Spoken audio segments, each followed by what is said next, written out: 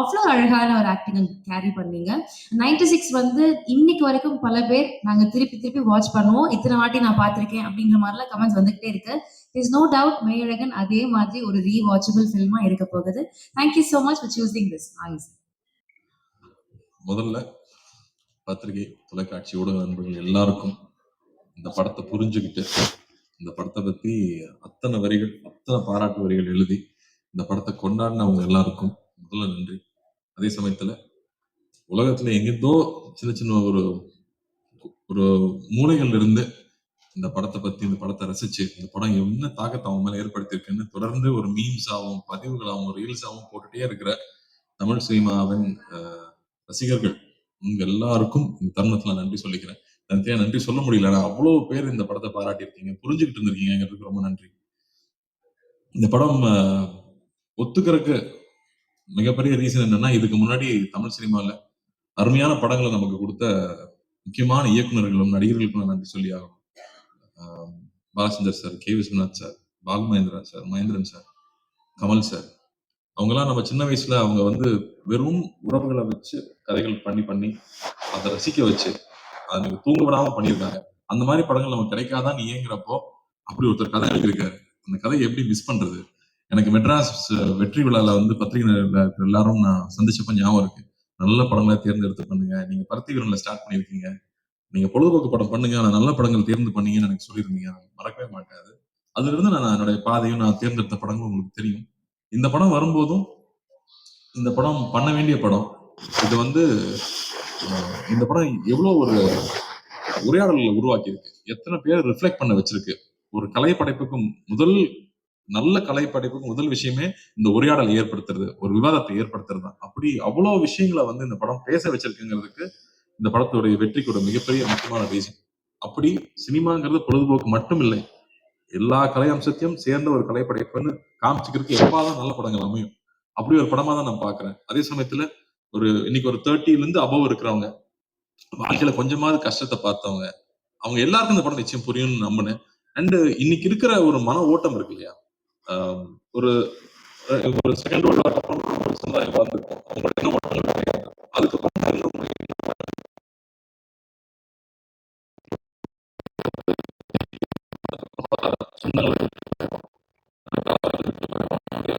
மறந்துடுறோம் அப்படின்னு நிறைய விஷயங்கள் நம்ம மனசுல ரொம்ப ஆழமா ஓடிக்கிட்டு இருக்கும். அதை எல்லாத்தையும் எடுத்து கண்ணுபடி நிக்க வச்ச மாதிரி இந்த கதை இருந்துச்சு. அப்ப இந்த கதையை பண்ணிடணும் அப்படின்னு தோணுச்சு. அதே ரியாக்ஷன் எல்லாருக்கிட்டையும் இருக்குங்கிறது எனக்கு ரொம்ப சந்தோஷமா இருக்கு. அது சொன்னது, அன்பை விதைச்சிட்டோம்னா போதும்னு. அன்பு எல்லாருக்குள்ளயும் இருக்கு, அதை வெளில கொண்டு வந்தா போதும். இது ஒரு ஃபேஷனபிளான விஷயம் கிடையாது. இன்னைக்கு வந்து கான்ட்ரவர்சி தான் எல்லாரும் அதிகமா பார்ப்பாங்கன்னு கான்ட்ரவர்சிக்கு வேண்டி போயிட்டு இருந்தாலும், முன்ன பின்ன தெரியாத ஒருத்தருக்கு ஒரு செஞ்ச உதவி ஒரு சின்ன வீடியோவா வந்து அதனோட வியூஸ் தான் ரொம்ப அதிகமா இருக்கு. சோ அதை எடுத்துட்டு வந்து ஒரு கதையா எழுதிருக்காரு. அதை எப்படியாவது பண்ணிடணும்னு ஆசைப்பட்டோம். அப்போ 2D கொண்டு போய் கொடுத்தோம்னா தான் இந்த முழுமையா எந்த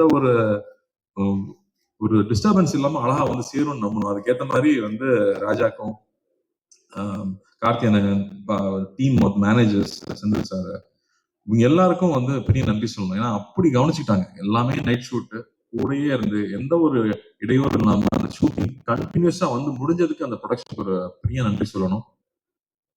அதுக்கப்புறம் வந்து ஒவ்வொரு டெக்னீஷியன்ஸும் படத்துல ஏற்கனவே எல்லாமே ப்ரூவ் பண்ணிட்டாங்க, எல்லாரும் அவங்களோட ரசிகர்களா இருக்கிறோம். ஆனா திரும்ப அதே டீம் இன்னொரு படம் எடுக்கிறாங்கன்றப்போ அவங்க எல்லாரும் ஒரு குடும்பமா உட்காந்து அந்த ஓனர்ஷிப் எடுத்துக்கிட்டு ஒவ்வொரு டிபார்ட்மெண்ட்டும், நான் ஒவ்வொரு டிபார்ட்மெண்டா சொல்லணும்னா எடிட்டிங் எடுத்துட்டோம்னா எங்க எடிட் பண்ணிருக்காங்கன்னே தெரியாத அளவுக்கு அவ்வளவு ஸ்மூத்தா கொண்டு போறது வந்து அவ்வளவு ஈஸியா இல்லை.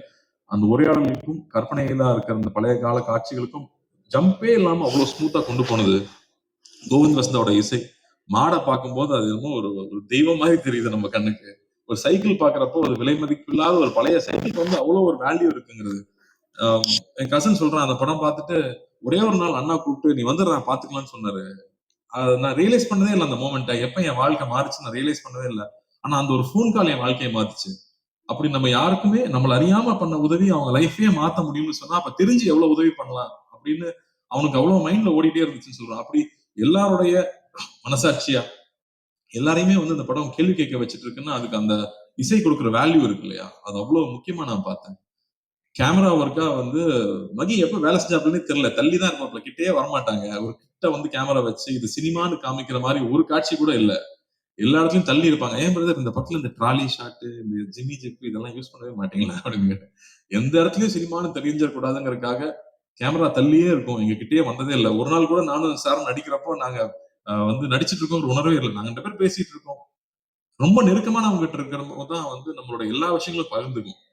அப்படி எல்லா விஷயம் பகிர்ந்துக்கிறதுக்கான ஒரு ஆப்பர்ச்சுனிட்டி வந்து அந்த கதையில இருந்திருந்தாலும் அதுக்கான சூழலை வந்து அவ்வளவு ஏற்படுத்தி கொடுத்திருந்தாங்க. லைவ் சவுண்டா இருக்கணும், எல்லாரும் பின் டிராப் சைலன்ஸ்ல இருப்பாங்க. அதுக்கு வந்து அசிஸ்டன்ட் டைரக்டர்ஸ்க்கும் அசிஸ்டன்ட் கேமராமேனுக்கும் நன்றி சொல்லணும். அந்த செட் அப்படியே வந்து அஹ், அந்த அமைதியை மெயின்டைன் பண்ணதுக்கு. இல்லாட்டி இந்த படம் பண்றது அவ்வளவு ஈஸி இல்ல.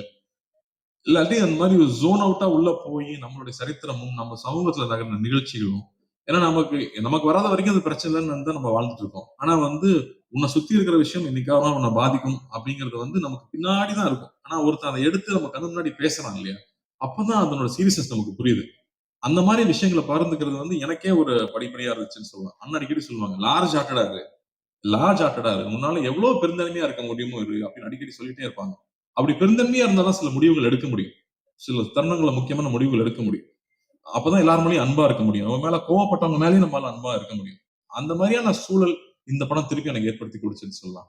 ராஜா சொன்ன மாதிரி நம்ம ஊர்ல சொந்தக்காரங்க இருப்பாங்க. சம்மர்னா ஊருக்கு நான் போயிடுவேன். அவங்க தகுதிக்கு மீறி நம்ம கவனிப்பாங்க. அது நம்ம மெட்ராஸ்ல இருந்து வர பசங்க, அதனால இவங்க நல்ல பிஸ்கட் தான் சாப்பிடுவாங்க. ஒரு நல்ல வாழைப்பழம் வாங்கி வைக்கணும்னு அவங்க தகுதிக்கு மீறி கவனிச்சுப்பாங்க. ஆனா நம்ம சாப்பிடாம கூட வருவோம். கையில தொட்டு கூட பார்க்க மாட்டோம். ஆனா நான் அவங்க சாப்பிடுறோமான்னு பார்த்துட்டே இருப்பாங்க. எனக்கு அதெல்லாம் அப்ப நான் நினைச்சு பார்க்கவே இல்ல. இப்ப நான் நினைச்சு பார்க்கிறேன். நம்ம மேல எந்த எதிர்பார்ப்பும் இல்லாம நம்ம மேல அன்பு காட்டினவங்கள நம்ம வந்து அங்கீகரிக்கிறோமா? அத திருப்பி குடுக்குறோமா? அப்படின்னு நான் திரும்ப திரும்ப யோசிச்சு பார்க்கிறேன். அப்போ அது திரும்ப ஞாபகப்படுத்துது. திரும்ப ஊருக்கு போனா அவங்க வீட்டுக்கு போய் உட்கார்ந்து ஒரு வாய் சாப்பிட்டு வரணும்னு தோணுது. சோ அந்த மாதிரி உணர்வுகள் எல்லாம் வந்து நம்ம இழந்துட்டோமா? இல்ல மறந்துட்டோமா? இந்த படம் திரும்பி அத ஏற்படுத்துது. அப்படி வந்து ஒவ்வொருத்தருக்குள்ளேயும் இருக்க நெறைய நினைவுகள வெளியில கொண்டு வருது. அவங்க எழுதி தள்ளுறாங்க. பேஜ் பேஜா எழுதி தள்ளுறாங்க. சோ அது ரொம்ப சந்தோஷமா இருக்கு. இந்த படத்த புரிஞ்சுக்கிட்டாங்க அப்படின்னு. சரி நம்ம மாநிலத்துல மட்டும் தான் ஓடுதான்னு பார்த்தா, ஆந்திராலயும் நல்ல அதே ரெஸ்பான்ஸ் இருக்குது. கேரளால போனாலும் அதே மாரி இருக்கு. வெளிநாட்டுல இருக்கிறவங்க இன்னும் பயங்கரமா கொண்டாடுறாங்க. ஏன்னா அவங்க ரொம்ப தூரத்துல இருக்காங்கன்றப்ப அவங்களுக்கு அந்த வேல்யூ ஜாஸ்தி தெரியுது. சோ எதுக்காக இந்த படம் எடுத்தோம்? என்ன சொல்ல முயற்சி பண்ணமோ அது போய் சேர்ந்திருக்கு. எல்லாரும் ராஜா சொன்ன மாரி இந்த படம் குடுத்ததுக்கு நன்றி, நன்றின்னு சொல்றாங்க. அத விட வேற என்ன சந்தோஷம் வேணும்? அந்த சந்தோஷத்த ஏற்படுத்தி குடுத்தது நீங்க அதுக்கு குடுத்த அங்கீகாரம் தான். நீங்க அந்த படத்த பாராட்டுனதும், அந்த படம் நல்லா இருக்குன்னு சொன்னது தான் அத முழுமை அடையுது. சோ பத்திரிகை நண்பர்களுக்கும் அ நெறைய பேர் நண்பர்கள்னு சொல்லக்கூடாது. பெரியவங்க. நான் சின்ன வயசுல அங்கிள்னு கூப்பிட்டவங்கலாம் இங்க இருக்காங்க. அவங்களுக்கும், அ எல்லா ரசிகர்களுக்கும் இந்த படத்த புரிஞ்சுகிட்டு பாராட்டுனவங்க எல்லாருக்கும் ரொம்ப நன்றி. அதே மாரி வந்து எங்க அத்தான மிஸ் பண்ண முடியாது. அத்தான கடைசியா வர்றேன். பட் பிரேம் அவரோட எழுத்து வந்து ஒரு ஹிஸ்டாரிக்கல் ஒண்ணு வச்சிருக்காரு. இப்ப நான் அப்டேட்டா குடுத்துர்றேன். ஒரு ஹிஸ்டாரிக்கல் ஒண்ணு வச்சிருக்காரு. அத நடைய படிச்சு முடிச்சதுக்கு அப்புறமா யார்யா நீன்னு கேட்கிற அளவுக்கு மரியாதை எல்லாம் போயிரும்ல. ரொம்ப புடிச்சு போச்சுன்னா, டேய் யார்றா நீ எப்புட்றா அப்படி எழுதுற? எனக்கு அவருக்கு ஒரே வயசு தான். நெக்ஸ்ட் டைம் டை அடிச்சிட்டோம். அந்த அளவுக்கு வந்து நம்ம அப்படி ஒரு நடை அவரோட எழுத்துல இருக்கிறது வந்து பிரமாதமா இருந்துச்சு. அது எப்ப நீங்க எழுதி முடிப்பீங்கன்னு நானும் வெயிட் பண்ணிட்டு இருக்கேன். இன்னும் ரொம்ப கேப் விடாம எழுதி முடிங்க. ஆம், அதே மாதிரி சவுண்ட் டிபார்ட்மெண்ட் அந்த அந்த கோயில்ல இருந்து அந்த பையன் கிளம்பி வரும்போது அந்த யானை மேல டச் பண்ணுது. அங்கேயே வந்து எல்லாரும் எமோஷனல் ஆயிட்டாங்க. அப்படி வந்து ஒரு ஒரு ஒரு சரியான ஒரு காட்சியும், ஒரு சரியான ஒரு இசை மட்டுமே ஒருத்தர வந்து அழ வைக்க முடியுமா? அப்படிங்கிறது வந்து மறுபடியும் எனக்கு ஒரு லெசனாவே இருந்துச்சு இந்த படத்துல. அது என்னால ஃபர்ஸ்ட் உணர முடியல. தியேட்டர்ல பார்க்கிறப்போ தான் நான் அத உணர்றேன். சோ அப்படி வந்து நுணுக்கி நுணுக்கி ஒவ்வொரு டெக்னீஷியன்ஸும் இந்த படத்த வேலை செஞ்சதோட அருமை நமக்கு தெரியுது. வெகு சில பாடல்கள் தான் வந்து நமக்குள்ள போய் நம்மள வந்து பாட வைக்கும். நமக்குள்ள போய் நம்மள செய்ய வைக்கும். அந்த மாரி இந்த படத்துல இருக்கிற பாடல்கள் நான் கேட்டே இருப்பேன். ஏங்க இந்த படத்துல வந்து 96 மாரி ஹிட் சாங்லாம் இல்லையா? ஆமா பிரதர் இந்த படத்துல லவ் சாங் எல்லாம் போட முடியாது அப்படின்னு சொல்லிட்டாரு முதல்லயே. ஆனா இதுல இருக்கிற சிச்சுவேஷனுக்கு சாங்ஸ் இருக்கிறது இருக்கு இல்லையா? அது அவ்வளவு அழகு. வந்து இந்த போறேன் நான் போறேங்கிற சாங்கும், யாரவன்ங்கிற அந்த சாங்கும், கமல் சாரோட வாய்ஸ் வரும்போது கமல் சாருக்கு எத்தனை நன்றி சொன்னாலும் பத்தாது. அவருக்கு வந்து இந்த படத்த அண்ணாக்காக தான் நிச்சயம் பாடி குடுத்திருக்காரு. ஆனா அண்ணாக்காக வந்து அவர் பாடி அவர் முடிக்கும்போதும், பாடும்போதும் நாங்க இருந்த அந்த உணர்வு இருக்கு இல்லையா? அவ்ளோ பேருக்கு வந்து அது எல்லாரும் சொல்றாங்களே, அந்த யாரோ வந்து என்ன ரொம்ப நெருங்குனவன கட்டி புடிச்சுக்கிட்ட மாரி இருக்கு இந்த படம் பார்த்ததுக்கு அப்புறமா. அதுல இளகி தான் நான் சிரிக்கிறேன், அழுகுறேன்னு சொன்னாங்க. அதுக்கு கமல் சாரோட வாய்ஸ் ஒரு மிகப்பெரிய ஒரு காரணம். அவருக்கும் நன்றி சொல்லணும். அதுவும் எழுத்தாளர்கள் வந்து அந்த வரிகள் இருக்கு இல்லையா? மழைநீரில் கரைந்தே போவதில்லை மழை என்றும் மழைதானே அப்படின்னு வந்து கமல் சார் பாடும்போது ஐயோ இதெல்லாம் சின்ன வயசுல தான் இந்த மாதிரி நம்ம உணர்ந்திருக்கோம்ல அப்படின்னு அந்த மாதிரியான உணர்ச்சிகள். அது நம்ம வந்து நிறைய நாள் சினிமாலேயே இருந்திருக்கோம். அது சினிமாவை வந்து ஜட்ஜ் பண்ணிக்கிட்டே இருக்கோம், அதுல கரெக்ஷன் சொல்லிக்கிட்டே இருக்கோம். அப்படி இல்லாமல் அப்படியே நம்ம படத்தை நம்ம ரசிக்க முடியுது. நான் ரொம்ப செல்ஃப் கிரிட்டிக்கல் நானு. பட் அதை தாண்டி நம்மளால ரசிக்க முடியுது அப்படிங்கிறது ரொம்ப இதமா இருந்துச்சு. இந்த படம் ஒர்க் பண்ணும்போதும், படம் பார்க்கும்போதும். அத்தான் மேட்டருக்கு வந்தா வந்து என்ன சார் சொல்லட்டுமா வேணாமா சார்? நீ ரொம்ப பேசுற அப்படின்னாரு முதல்ல. வேற வழி இல்ல சார். அந்த படத்துக்கெல்லாம் பேசிதான் ஆகணும். ஏன்னா வந்து அந்த ஃபோன் கான்வர்சேஷன் பத்தி தான் நான் முக்கியமா சொல்லணும்னு நினைச்சேன். ஏன்னா அப்பதான் நான் ஷூட்டிங் இல்ல. மத்த நாள்லாம் கூடயே தான் இருந்திருக்கேன். அப்பதான் நான் தொல்லை பண்றதுக்கு பக்கத்துல இல்லாததுனால அந்த காட்சிகள் நான் ஸ்கிரீன்ல பார்க்கும்போது அப்படி இருந்துச்சு. நீங்க எல்லாரும் சொல்லிட்டு இருந்தாங்க ஒரு ட்ரூ கலர் போட்டா நம்பர கண்டுபிடிச்சிடலாம். நம்பர் கண்டுபிடிக்கிறது இந்த கதை கிடையாது. அது கிடையாது. என் மேல இவ்வளவு அன்பா இருக்கான். எனக்கு அவன தெரியல. அத நான் மறைச்சிருந்திருக்கேன். அப்ப நான் எவ்வளவு ஒரு தப்பானவன். நான் எவ்வளவு வந்து எனக்கு வந்து நான் ஒரு தப்பு செஞ்சிருக்கேன். அந்த தப்ப நான் அவன்கிட்ட சொல்லி மன்னிப்பு கேட்கணும்னு நினைக்கிறது தான் இதுல இருக்கிற அந்த ஒரு பெரிய விஷயமா நான் பார்க்கிறேன். டக்குன்னு நம்பர் தெரிஞ்சுட்டே அவனுக்கு தெரியும்டா அப்படின்னு சொல்றது கிடையாது. என்ன மன்னிச்சிடு.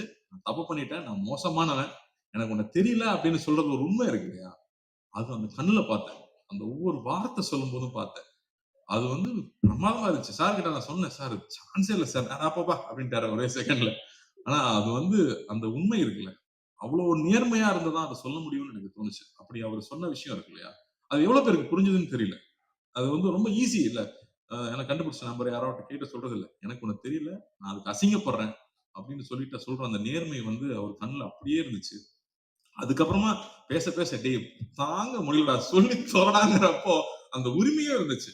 அதான் சொல்லிட்டு இருந்தாங்க. போட்டி போட்டு நடிச்சிருக்காங்க 2 பேரும். போட்டி எல்லாம் போடல. அது வந்து அவ்வளோ சந்தோஷமா என்ஜாய் பண்ணி 2 பேரும் சேர்ந்து ஒவ்வொரு நாளும் பேசி பேசி ரசிச்சு ஒர்க் பண்ணோம். சோ வந்து சாருக்குலாம் தேங்க் எல்லாம் சொல்லிட முடியாது. அடிக்கடி போய் தொலை பண்ணிட்டு தான் இருப்போம் நாங்க தொடர்ந்து. பட் ரொம்ப அருமையா இருந்தது சார். நான் அவ்வளோ ரசிச்சு பார்த்தேன் அந்த காட்சிகள. அதே மாரி அ இவன் யாருன்னு தெரியாம இருக்கும்போது ஒரு விஷயம் இருக்கும். அது புக்ல கூட அவர் அப்படி எழுதல. உங்களுக்கு அந்த கிரெடிட் கிடையாது. அருள்மொழிய வந்து நீங்க அப்படி எழுதல. அத எங்க அத்தான் தான் அப்படி ஆக்கியிருக்காரு. அத வந்து பல மடங்கு மேல எடுத்துட்டு போனது வந்து எங்க அத்தான் தான். அவ்வளோ பியூட்டிஃபுல்லா அத லேயர் லேயரா புரிஞ்சுகிட்டு இந்த கேரக்டர் எப்படி இருக்கும். அவர் வந்து ஒரு சர்ஃபேஸ் லெவல்ல அவன் வந்து ஒரு மரம் மாரி தான் எழுதியிருந்தாரு. எல்லாம் எல்லா உணர்ச்சிகளும் அற்றுப்போன ஒரு மரம் மாரி தான் அந்த கதாபாத்திரத்த எழுதியிருந்தாரு. அப்படி இல்லாம உணர்ச்சி பூர்வமா வந்து அது ஃபர்ஸ்ட் எப்ப ஓப்பன் ஆச்சுன்னு எனக்கு ஞாபகம் இருக்கு.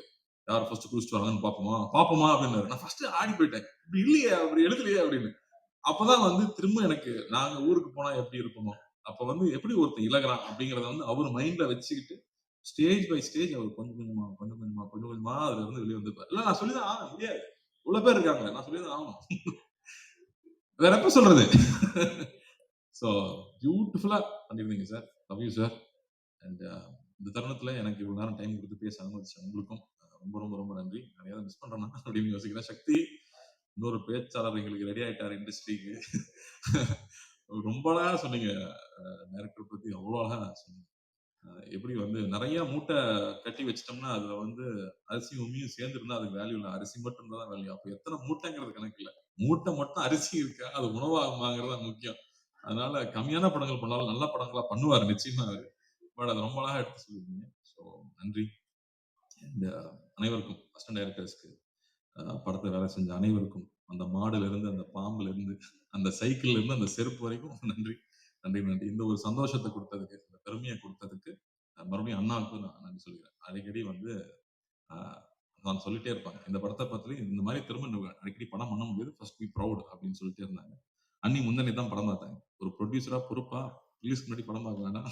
படம் பார்த்ததுக்கு அப்புறமா தான் அன்னி கூப்பிட்டு சோ ப்ரௌட் கார்த்தி இந்த மாதிரி படம் அடிக்கடி பண்ணுங்க அடிக்கடி பண்ணுங்க. இங்க வியாபாரம் ஒரு பக்கம் இருக்கு. ஆனா இங்க இன்னொன்னு வந்து மக்களுக்கும் நமக்கும் நெருக்கமா இருக்கிற படங்கள் வந்துட்டே இருக்கணும்னு சொன்னாங்க. ஸோ அதெல்லாம் பெரிய கான்ஃபிடன்ஸ் கொடுக்குது. ஸோ நன்றி என்னுடைய 2 ப்ரொடியூசர்களுக்கும் ரொம்ப ரொம்ப நன்றி. Thank you. Thank you so much, sir.